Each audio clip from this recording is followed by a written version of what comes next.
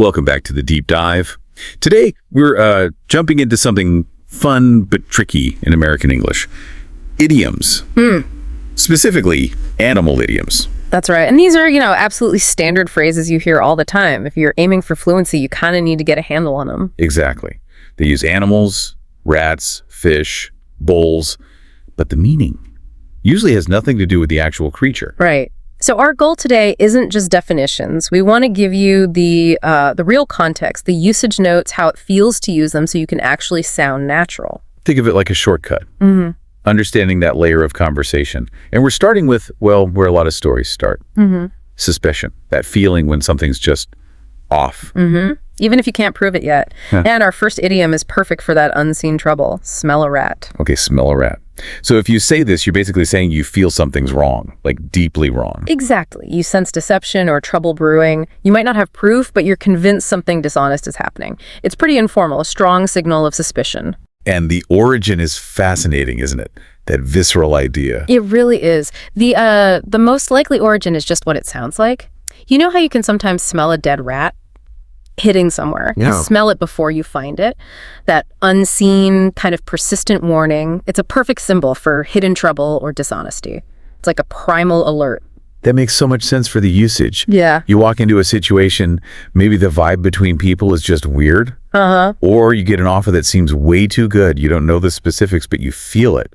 I smell a rat. Precisely. Take that example. Someone coming home. They know they locked the door, but now it's slightly open. Okay, yeah, definitely alarming. Right. So instead of just walking in, they pause. Maybe they say, hang on, I smell a rat here. It's gone beyond curiosity. They're sensing real trouble, maybe criminal, and need to be cautious. Might even call the police. So, smell a rat, serious conviction, hidden deception. But what if it's less intense? More just weird? Okay. That brings us nicely to our second one for suspicion. Fishy. Fishy. Yeah. So if smell a rat is like a 5-alarm fire, fishy is more a general feeling of unease. Something strange, questionable, maybe a bit dubious. And this one feels really common, doesn't it? Oh, absolutely. I'd say it's one of the most common, informal ways to express suspicion.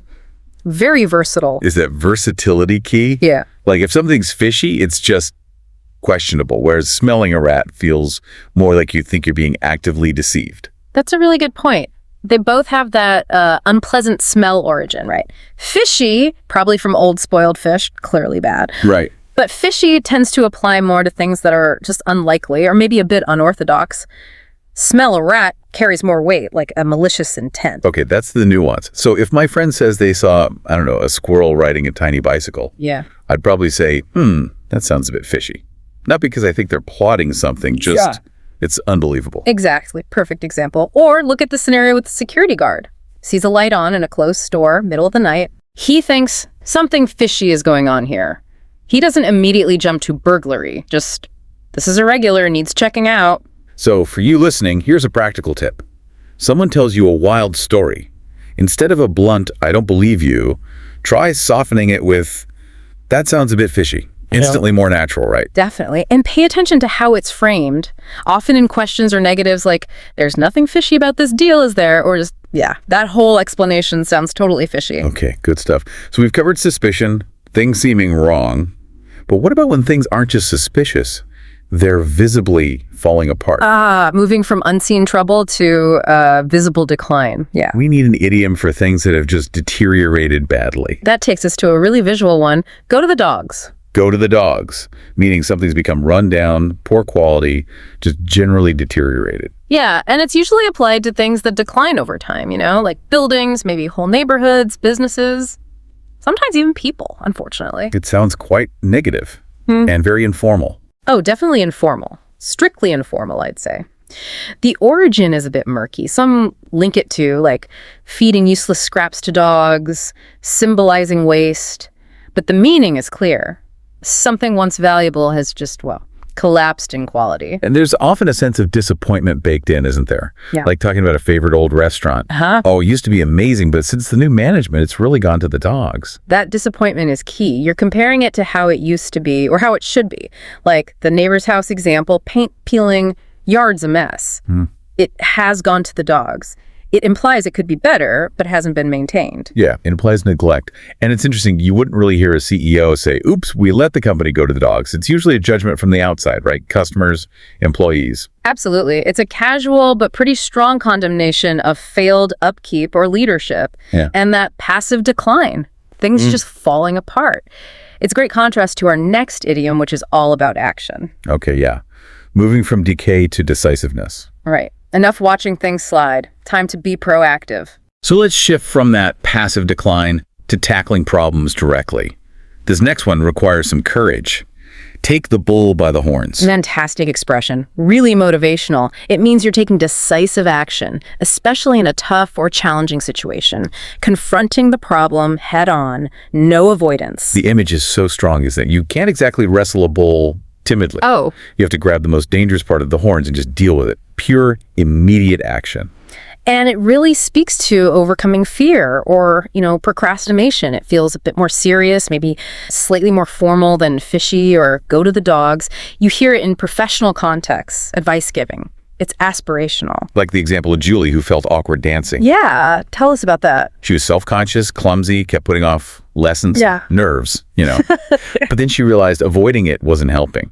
So she finally took the bull by the horns and signed up for professional classes, faced it directly. That's the core of it, that moment of decision. It's perfect when someone's hesitant about something necessary but difficult, like maybe prepping for a big presentation they're dreading. Or asking for a raise they deserve but are nervous about. Exactly. You tell them, just take the bull by the horns, stop waiting, make it happen now. So the takeaway is, acknowledge the difficulty, but choose action over avoidance. Precisely. Which leads us nicely to our final idiom for today. We've done deceptive things, rundown things, things needing action.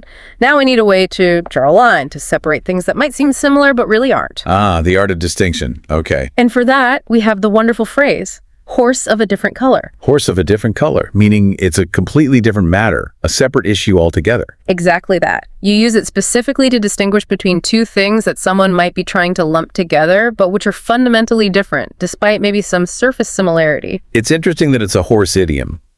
I guess historically, a horse's color could signify very different things, status, type of work. That's a good insight. Yeah, maybe shifting to a different color meant shifting to a whole different category. It helps you pivot away from a comparison that isn't valid. And it seems really useful for setting boundaries, like the Eric example. Right. Eric likes playing jokes on friends. Silly stuff, harmless fun. That's one thing. Okay. But then a prank crosses a line. It actually hurts someone, physically or emotionally. Eric would say, whoa, okay, that is a horse of a different color. He's drawing a clear line between playful and harmful. And the structure seems pretty consistent, right? Yeah. You mentioned the first thing, then bam, contrast it with the second using the idiom. Almost always. X is one thing, but Y, that's a horse of a different color. It often comes up in maybe slightly more reflective or even formal discussion when you need to clarify. Like borrowing my car for an hour to grab milk? Annoying, maybe, but okay. Minor favor. Taking my car for a whole week without asking. That's a horse of a different color. Absolutely. The nature of the act changes completely. From favor to, theft or major disrespect. Or at work. Working late occasionally for a deadline may be expected, but being expected to work late every single night for months, no extra pay. That is definitely a horse of a different color. Signals a fundamental shift in the work agreement, doesn't it? It really does. It lets you say, hold on, these two situations are not the same. Allows for that crucial nuance. Wow. Okay. That was quite the tour through the linguistic zoo of American English. 5 really useful idioms there. Yeah, let's just quickly recap. We had suspicion, smell a rat for serious hidden deception, and fishy for more general versatile doubt. Then condition and action. Go to the dogs for things falling apart, very informal, and take the bull by the horns for decisive action, potentially semi-formal. And finally, distinction. Horse of a different color, meaning a totally separate issue. And thinking about using these, you mentioned frequency. Fishy and take the bull by the horns seem like the most common ones you'd hear or use. I'd say so, yeah. They're very frequent. And remember the formality. Fishy and go to the dogs are definitely casual friend talk. Take the bull by the horns can work in more serious, even professional encouragement settings. But they're all standard American English. People will understand them. Oh, absolutely. Widely understood. Using them correctly is a clear sign you're really getting comfortable with the language, moving beyond just the basics. Okay, so here's your final challenge. Something to think about and maybe try this week. Fluency isn't just about perfect sentences, right? It's about using this kind of natural, idiomatic language. It really is. So think about these 5. Which one clicks most for you? Or which one do you notice people using around you? Focus on that one. See if you can weave it into a conversation this week. And if you want the easiest entry point, I'd suggest Fishy. It's super common, pretty low stakes, just dropping a, sounds a bit fishy when something seems unlikely. It's an instant way to sound more natural. Great tip. Start there, build confidence. Exactly. Once you start using them, even if it's not perfect at first, you'll find it unlocks that next level of fluency. Go take that knowledge and sound like a native. Until next time.